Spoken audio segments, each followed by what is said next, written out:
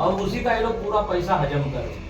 हमारी वसई विरार महानगर पालिका है ना, शिक्षण टैक्स लेती है हमारे को हर घरपट्टी के ऊपर, प्रॉपर्टी टैक्स के ऊपर, और बदले में अपने को क्या मिल रहा है? शिक्षा मिल रहा है, अरे झुंझुना मिल रहा है बजाने में। यही तो सबसे बड़ा प्रॉब्लम है। इसके लिए आदमी जो नगर पालिका में विरोध कर सके, ये बहुत अच्छा है। मैं बोला ना, मुझे सिर्फ वसई विरार के कुछ लोगों की सपोर्ट चाहिए बस। कुछ लोगों क्यों नहीं मिलेगा सर? इसके अंदर तो सबका सपोर्ट मिलेगा। ये चीज के लिए देखो, ये बेसिकली सबका मेन चीज है ये, और बोल कोई नहीं पाता क्योंकि क्या है, इसके ऊपर बहुत बड़ी लॉबी है। देखिए बोलेगा कौन?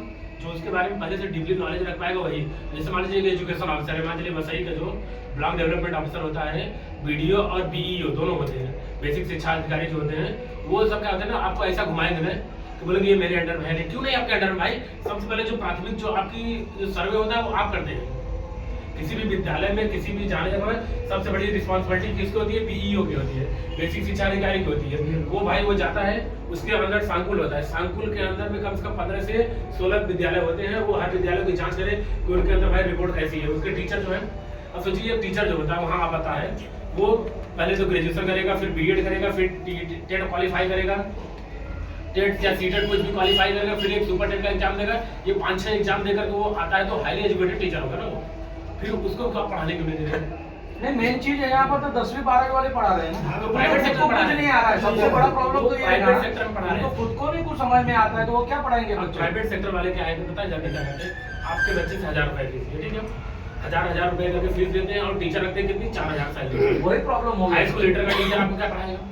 वही बात है ना, क्या पढ़ाएगा? मैं तो वही पूछ रहा हूँ कि क्या पढ़ाएगा कि उसके पास अपन 1000 रुपए दे के बच्चे को भेजे। अपने सातों के कई स्कूल दिखावा कर इलीगल के बात छोड़ दीजिए सर, वसई में इलीगल सारे स्कूल। अरे सर आप लोग हैं ना, मैं वसई विरार की बात कर रहा हूँ, लगभग 230 स्कूल ऐसे हैं जो इलीगल है। वसई विरार शहर महानगर पालिका के अंदर है। ये सारा सर्वे मैंने करके रखा है, जिस दिन मैं बैठूंगा ना, यहाँ से लेकर के चाबी रोड तक बैठूंगा।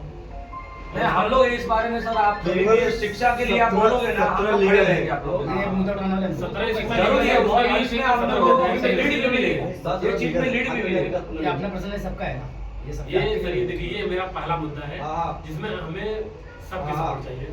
मिलेगा, क्यों नहीं मिलेगा? हर एक माता पिता उसके लिए उसके लिए मिलेगा। हम लोग सोसाइटी में आप लोग के माध्यम से सोसाइटी में हम लोग मीटिंग करेंगे। पहली चीज पेरेंट्स को लेके कर सकते हो। हमने जब जो इस समय जिला अधिकारी है, मतलब बेसिक जिला अधिकारी है संगीता भागवत, जब मैंने उनसे स्कूलों के बारे में कंप्लेन किया, उन्होंने पता क्या बोला कि जब पेरेंट्स आकर के पढ़ा रहे हैं, पैसे दे रहे हैं, आपको क्या तकलीफ हो रहा है? वो बेचारे परेशान है। मैं उन्हें ये बोला आज आपको मैं ज्यादा दूर की बात नहीं बताता, हम लोग बस यहाँ से समझो मराठी स्कूल में भेजते हैं तो 1000 रुपया गाड़ी का किराया लगता है। तो हम लोग गाड़ी में भेजने से अच्छा 1000 रुपया फीस देके यहाँ पर क्यों ना पढ़ाए? हम लोग दिमाग में ये भी तो चीज आती है।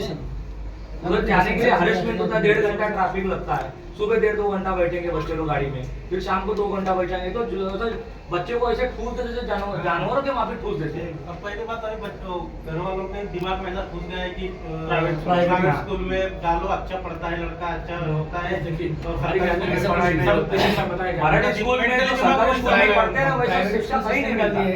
मैं अपनी बात बता रहा हूं। डाल दिए मैं पर्सनली और अपनी बात बता रहा हूं। ये डाल हम लोग दिए ये कोचिंग लेते हैं जो टीचर है, और माँ बाप को भी देख ले आते हैं। और ये स्कैम है सर, ये बहुत बड़ा स्कैम है। बहुत बड़ा वो स्कैम। स्कूल में नहीं पढ़ाते, वो लोग बोलते तुम ट्यूशन में आओ, हम लोग तुमको ट्यूशन में जैसे पढ़ाएंगे। ये क्या कहते हैं, प्राइवेट स्कूल सेक्टर के टीचर है, ठीक है, स्कूल में गए, अब थोड़ा बहुत इधर उधर बता दिए, नहीं समझ में आया ना तेरे को, तो घर मेरे पास उनका ही ट्यूशन है, उनका ही ट्यूशन के लिए ट्यूशन है। अब बच्चा इधर 1000 रुपए देगा, फिर आपके पास 1000 रुपए देगा, तो 2000 रुपए किस गार्जियन के पास है? वही तो सबसे बड़ा हरेसमेंट है, सबसे बड़ा हरेसमेंट के जरिए ना। हम आप में से ही है, हम आप में से ही कर रहे हैं। आप कभी भी सर इसके लिए अगर आप ये उठाओगे ना, हम ही लोग से जोड़ रहे हैं ना वो। क्या बोलते हैं आपने, इसके लिए अगर आप उठाव करोगे, हम आपके साथ में हैं। मैं बेसिकली एक इंटर कॉलेज टीचर हाँ, हूँ। वही। मैं इंटर कॉलेज में पढ़ाता था, और पढ़ाने के बाद में मुझे ऐसा आभास होता था, मैं पूरे क्लास को फुल देता था। मेरी जो 40 मिनट की क्लास होती थी, उस क्लास में मैं बच्चों को सोचता था कितना अधिक से अधिक उसका कोचिंग की जरूरत न पड़े। पता है प्रिंसिपल मेरे को क्या दबाव दिया? प्राइवेट सेक्टर में पढ़ाता था। प्रिंसिपल मुझे बोला कि आप जब यहाँ दे दोगे तो आपको तो कोचिंग के लिए कोई बच्चे नहीं आएंगे। हमको सर मुझे कोचिंग के लिए पढ़ाना ही नहीं है ना, तो ये आपका मुद्दा है। और वही मेरे साथ और सारे जो टीचर थे वो ऐसा वैसा पढ़ा देते थे, फिर बच्चे बोलते थे कि सर आप इतना अच्छा पढ़ा दे रहे हैं कि आपने सब कुछ नहीं समझा दिया, ये डाउट क्लियर करके हमको घर पे क्लियर करने की जरूरत ही नहीं है, ना ही किसी कोचिंग की जरूरत है। फिर उन्होंने विरोध करना मेरा शुरू किया। वो नहीं चल प्रिंसिपल ने विरोध किया, मैं 20 सेशन में रिजाइन देकर गया। और मेरा पार्टी ज्वाइन करने का, पार्टी के प्रति जो विचारों है उनका सिर्फ मेन उद्देश्य है कि भाई चंद्रशेखर आजाद ने जब संसद में ये मुद्दा उठाया है तो हमें बेसिकली जमीनी स्तर से इस मुद्दे को उठा करके समाज में बढ़ाना है। वसई बिहार के लोगों के अंदर हमको क्या करना है, थोड़ा सा जागृति